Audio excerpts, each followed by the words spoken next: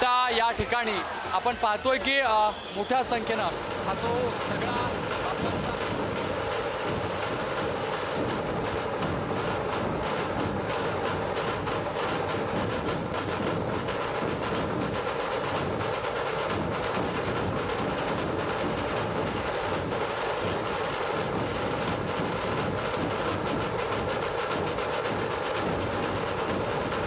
पुण्यातली ही दृश्य आहेत. विविध ढोल ताशांची पथकं त्यांना दिलेल्या वेळामध्ये आपली कला सादर करत असतात. त्याचीच ही झलक मगाशी आपण पाहिली.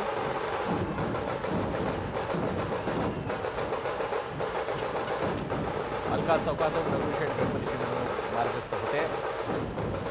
पुण्यामध्ये जे जाऊन आलेले आहेत किंवा पुण्यात राहतात त्या सगळ्यांना कल्पना आहे. मोठा नदीच्या काठी विविध घाटांवर संचालनाची व्यवस्था केलेली असते. शास्त्री रोड, कुंभेकर रोड, लक्ष्मी रस्ता, टिळक रस्ता या सगळ्या रस्त्यांचं पोलिसांकडून नियोजन होतं. लक्ष्मी रस्ता, बाजीराव रस्ता आणि याद्वारे कोणालाही कमीत कमी अडचण होईल आणि मार्गस्थ राहतील सगळ्या मिरवणुका याचं नियोजन करून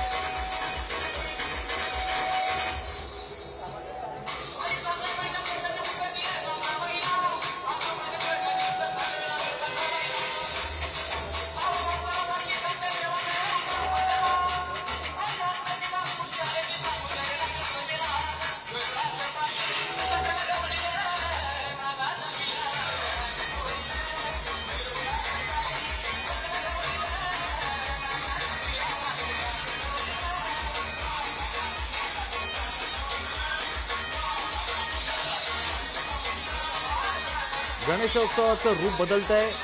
त्यामध्ये विविध कलाप्रकारही पाहायला मिळतात, उत्साह पाहायला मिळतो. डीजे हा गेल्या काही वर्षात गणेशोत्सवात दाखल झालेला आणखी एक घटक.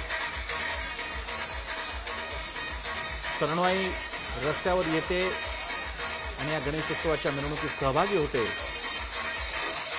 आणि आज तरुणाईच्या आवडीचं माध्यम हे डीजे झाल्यामुळे डीजे लावले जातात. त्याबद्दल मतभेद असले तरी सुद्धा हा एक दिवस आहे आणि तो उत्साहाचा असल्यामुळे त्याचाही आनंद घेतला जातो आणि अशाच प्रकारे आज ठिकठिकाणी गणरायाच्या मिरवणुकीमध्ये उत्साह ओसंडून वाहतोय.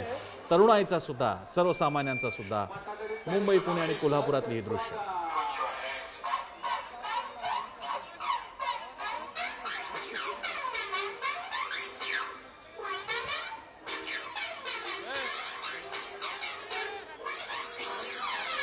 दगडूशेठ गणपतीच्या या रथाचं वैशिष्ट्य म्हणजे तो उमांग मलज या कन्सेप्टवरती, या कल्पनेवरती उभारण्यात आलेला आहे.